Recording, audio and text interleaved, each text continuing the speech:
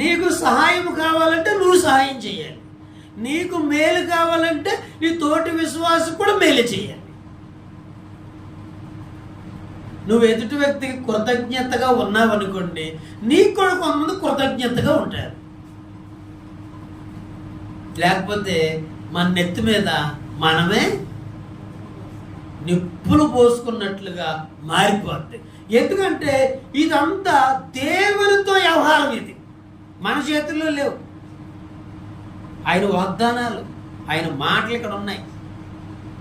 ఇప్పుడు బిలాము కనుక దేవుని ప్రజలు శపిస్తే, లేకపోతే బాలాకు కనుక దేవుని ప్రజలు శపిస్తే వాళ్ళ పరిస్థితులు ఏంటి? బాలాకు రాజు అయినా సరే దేవుడు ఊరుకోడు, దేవుడు ఊరుకోడు.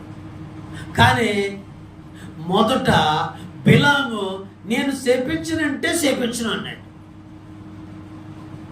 బాలాకు మాత్రం ఏం చేశాడంటే ఈ బిలాము శపించమంటే శపించట్లేదు, ఇతనికి కొంత లంచం ఇస్తే లంచానికి లోబడి ఈ పాడు పని చేస్తాడు అనుకుని కొంత లంచం ఇవ్వడానికి ప్రయత్నం చేశాడు.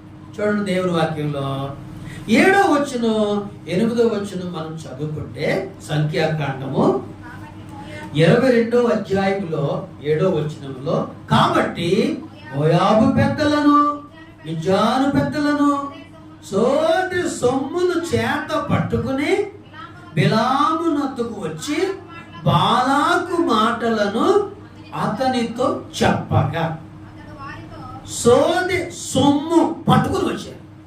ఎవరికి ఇవ్వటానికి? బిలాముకి ఇవ్వటానికి. బిలాము ఇది సొమ్ము రాజుగారు పంపించారు, ఇది నువ్వు తీసుకుని ఏం చేయాలి? దేవుని ప్రజలను శపించాలి. బిలాము ఏం చేశాడు చూడండి 8వ వచనంలో, అతడు వారితో ఈ రాత్రి ఇక్కడనే ఉండు, యెహోవా నాకు సెలవిచ్చిన మాటలను నేను తిరిగి వచ్చి మీతో చెప్పేదను అనెను. అప్పుడు మోయాబు అధికారులు బిలాము నొద్ద బస చేసిరి.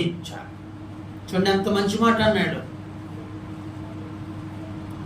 బాలాకు పెద్దలు సొమ్ము పట్టుకుని బిలాము దగ్గరికి వచ్చి నువ్వు శపించాలి అంటే, బిలాము అన్నాడు ఈ రాత్రి మీరు ఉండండి, నేను దేవుణ్ణి అడగాలి అన్నాడు. అంటే ఏం చేయటానికి దేవుణ్ణి అడుగుతున్నాడు చెప్పండి, మీరు చెప్పండి. ఏం చేయటానికి అడగమంటున్నాడు?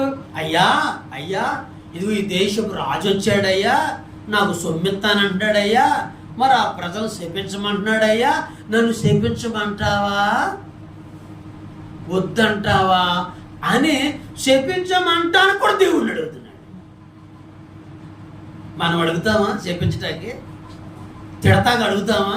తిట్టమంటావా వద్దంటావా అని అడుగుతామా? అడగం. తిట్టాలనుకుంటే తిట్టుపడేసేటివి. ఎన్ని మాటలు చెప్పాలనుకుంటామో అన్ని మాటలు చెప్పేయటమే. ఈ మాటల ద్వారా ఎంతమంది అందుకుంటారో, ఎంతమంది గుద్దుకుంటారో, ఎన్ని జీవితాలు పాడైపోతాయో ఏం ఆలోచించారు. కానీ ఎవరి మీదకి వస్తాయి ఆ మాటలన్నీ? ఒక బంతి కనుక గోడకేసి గట్టిగా కొట్టామనుకోండి, ఎక్కడికి వచ్చింది? మన దగ్గరికి వచ్చింది. అలాగే ప్రతి మాట నీ దగ్గరికి వచ్చింది. మళ్ళా ఊరంతా తిరిగి మళ్ళీ ఎక్కడికి వచ్చింది? మళ్ళీ నీ దగ్గరికి వచ్చింది. ఎవరు తగులుతాయి ఆ మాటలన్నీ? చెప్పినామకే అవే మాటలు తగులుతాయి.